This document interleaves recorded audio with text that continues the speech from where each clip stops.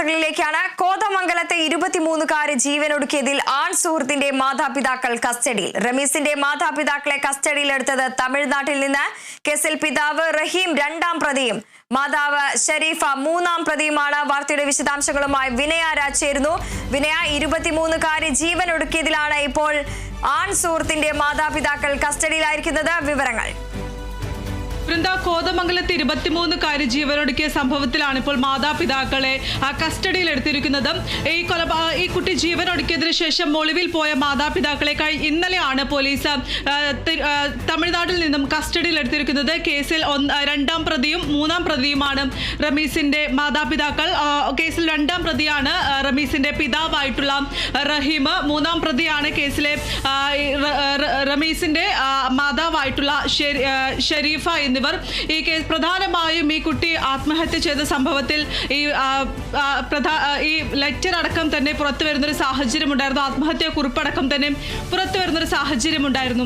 ഈ ആത്മഹത്യാ കുറിപ്പിലടക്കം തന്നെ റമീസിനെ മാത്രമല്ല, റമീസിന്റെ മാതാപിതാക്കൾക്കടക്കം തന്നെ ഗുരുതരമായിട്ടുള്ള ആരോപണം ഈ ആത്മഹത്യാ കുറിപ്പിൽ കുട്ടി ഉന്നയിക്കുന്ന ഒരു സാഹചര്യം അടക്കം ഉണ്ടായിരുന്നു. അതിൽ പ്രധാനമായും ഈ പെൺകുട്ടി വ്യക്തമാക്കിയിട്ടുണ്ടായിരുന്നത് തന്നെ മതം മാറാൻ നിർബന്ധിച്ചു, കൂടാതെ റൂമിൽ പൂട്ടിയിട്ട് മർദ്ദിച്ചു എന്നടക്കമുള്ള കാര്യങ്ങളും ഈ ഒരു ആത്മഹത്യാ കുറിപ്പിൽ വ്യക്തമാക്കിയിട്ടുണ്ടായിരുന്നു.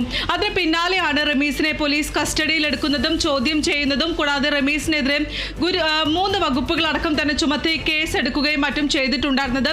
അതിൽ പ്രധാനമായും ഈ ആത്മഹത്യാ പ്രേരണ കുറ്റം, കൂടാതെ വിവാഹ വാഗ്ദാനം നൽകി പീഡിപ്പിച്ചു തുടങ്ങിയ വകുപ്പുകളായിരുന്നു റമീസിനെതിരെ പോലീസ് ചുമത്തിയിട്ടുണ്ടായിരുന്നത്. ഈ ഒരു ആത്മഹത്യാ കുറിപ്പിൽ തന്നെയായിരുന്നു റമീസിന്റെ മാതാപിതാക്കളെ കുറിച്ചും റമീസിന്റെ സുഹൃത്തുക്കളെ കുറിച്ചുള്ള പരാമർശങ്ങളും കുട്ടി എഴുതിയിട്ടുണ്ടായിരുന്നത്.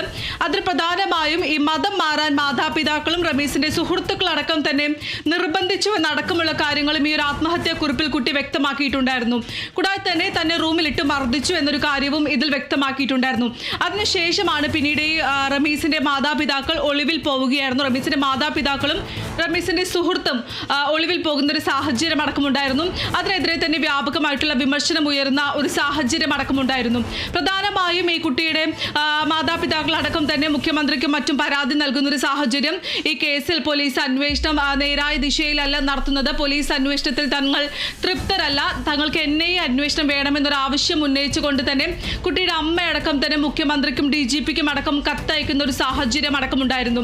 ഈ കേസ് NIAക്ക് വിടണം, പോലീസ് അന്വേഷണത്തിൽ തങ്ങൾ തൃപ്തരല്ല, ദുർബലമായിട്ടുള്ള വകുപ്പുകൾ മാത്രമാണ് ഈ പ്രതിക്കെതിരെ ചുമത്തിയിരിക്കുന്നത് എന്നടക്കമുള്ള കാര്യങ്ങളും ഈ ഒരു കത്തിൽ പ്രധാനമായും ആ കുട്ടിയുടെ മാതാവ് ഉന്നയിക്കുന്ന ഒരു സാഹചര്യം അടക്കമുണ്ടായിരുന്നു. കൂടാതെ തന്നെ ഈ കേസിൽ, അതായത് ഈ ഒരു ആത്മഹത്യാ കുറിപ്പ് പുറത്തു വന്നതിന് പിന്നാലെ തന്നെ റമീസിനെ മാത്രമാണ് പോലീസ് കസ്റ്റഡിയിൽ എടുത്തിരിക്കുന്നത്. റമീസിന്റെ മാതാപിതാക്കളെ കസ്റ്റഡിയിൽ എടുക്കാൻ പോലീസിന് സാധിച്ചിട്ടില്ല. ഈ ആത്മഹത്യാ കുറിപ്പിൽ തന്നെ പരാമർശിക്കുന്ന റമീസിന്റെ സുഹൃത്തുക്കളെയും പോലീസ് കസ്റ്റഡിയിൽ എടുത്തിട്ടില്ല. അതുകൊണ്ട് തന്നെ എന്ത് അന്വേഷണമാണ് പോലീസ് നടത്തുന്നത് എന്നടക്കമുള്ള ആക്ഷേപം ഉയരുന്ന ഒരു സാഹചര്യം അടക്കമുണ്ടായിരുന്നു. അതിന് പിന്നാലെയാണ് ഇപ്പോൾ മാതാപിതാക്കളെ പോലീസ് തമിഴ്നാട്ടിൽ നിന്ന് കസ്റ്റഡിയിൽ എടുത്തിരിക്കുന്നത്. മറ്റൊരു സുഹൃത്ത്, റമീസിന്റെ മറ്റൊരു സുഹൃത്ത് നിലവിൽ ഇപ്പോഴും ഒളിവിൽ തന്നെ തുടരുകയാണ്. ഈ പ്രതിക്കായിട്ടുള്ള അന്വേഷണവും പോലീസ് എന്തായാലും നിലവിൽ ഊർജിതമാക്കിയിട്ടുണ്ട്.